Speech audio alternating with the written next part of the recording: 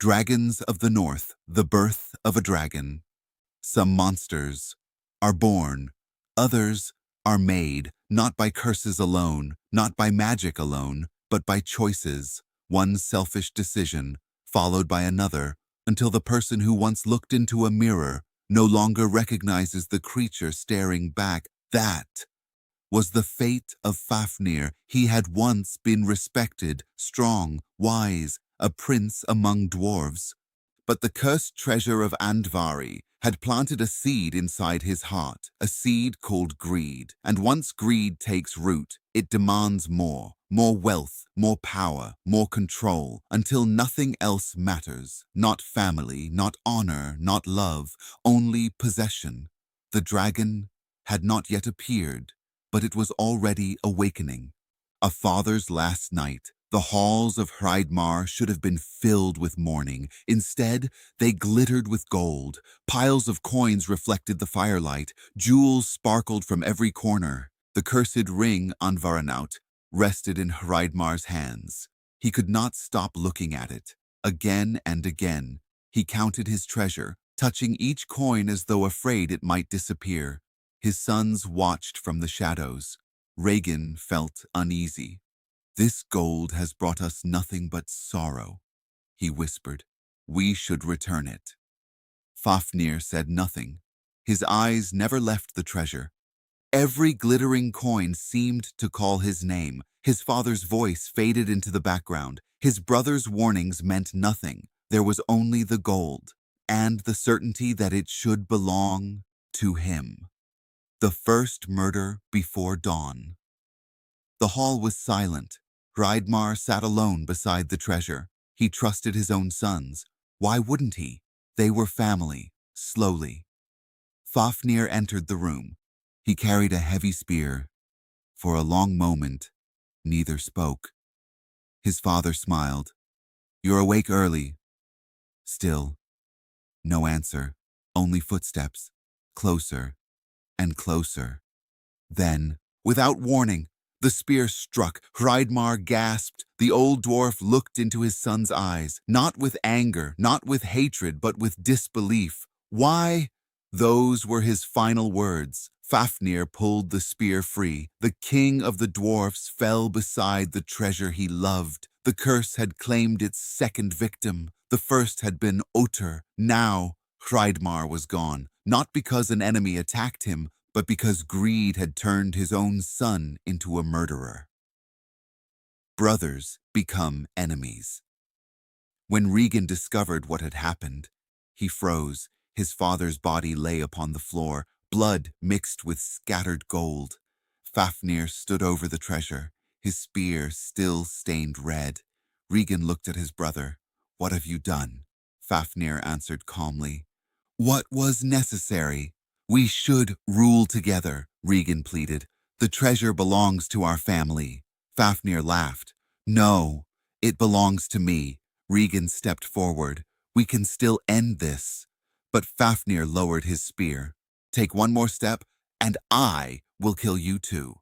Regin saw something terrifying. His brother's face looked the same, but his eyes were no longer human. Fear replaced hope. Regin fled into the mountains, alone, homeless, with nothing. Behind him, Fafnir gathered every coin, every jewel, every weapon. The treasure was finally his, or so he believed. The poison of possession days passed.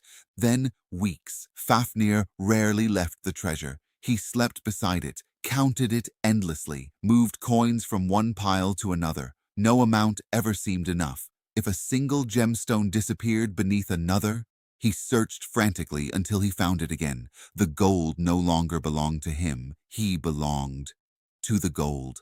The curse was not changing his body. Not yet.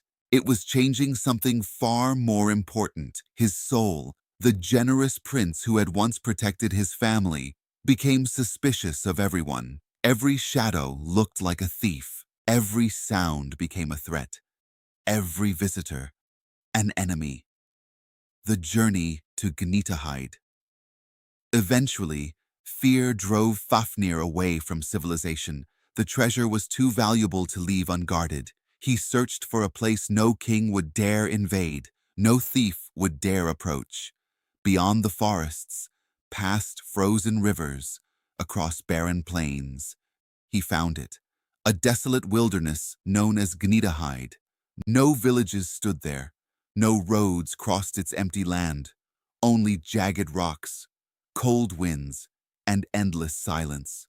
It was the perfect place for someone who trusted no one. Fafnir carried his treasure deep into the wasteland. There, he built no palace, no fortress. He simply sat upon the mountain of gold, watching, waiting, alone. The transformation begins. The curse had been patient. Now, it revealed its true power.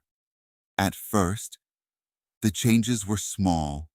Fafnir's skin became harder, his fingernails thickened into black claws, his eyes narrowed, his pupils stretched like those of a serpent. His hunger changed. Food no longer satisfied him. Only the sight of his treasure brought comfort. Weeks became months, months became years. His back bent, his body lengthened, bones cracked beneath his skin. His voice grew deeper, rougher, more like a growl than speech. Still, he refused to leave the treasure. He welcomed the transformation.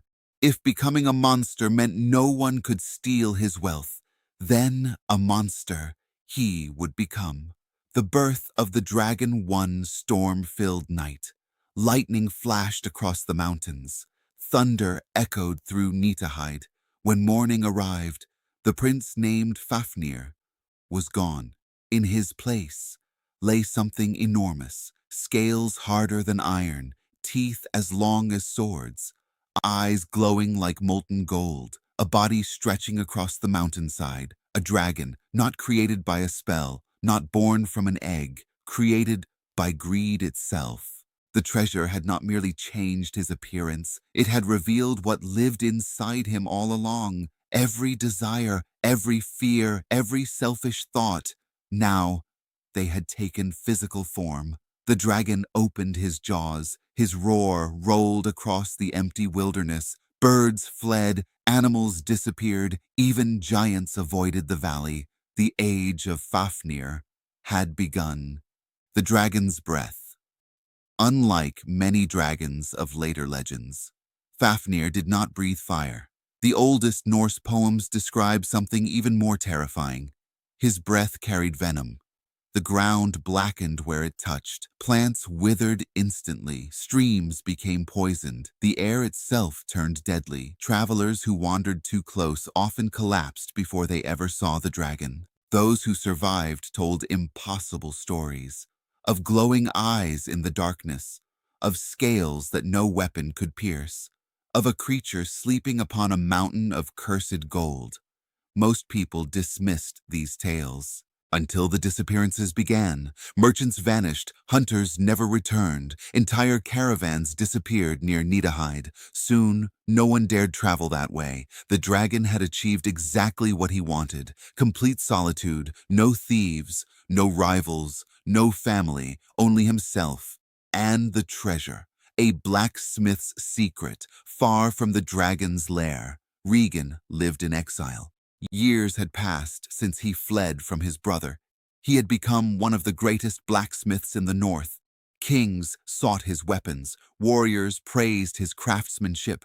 Yet every night, he remembered the treasure, he remembered his father's murder, and he remembered the dragon who had stolen everything. Regan knew he could never defeat Fafnir alone. He needed someone stronger, someone fearless, someone chosen by destiny. One day, that person would arrive, a young prince, descended from heroes, a boy whose name would become one of the greatest in all Germanic legend. His name was Sigurd. The dragon did not know it yet, but the footsteps of fate were already drawing closer to Gnitahide.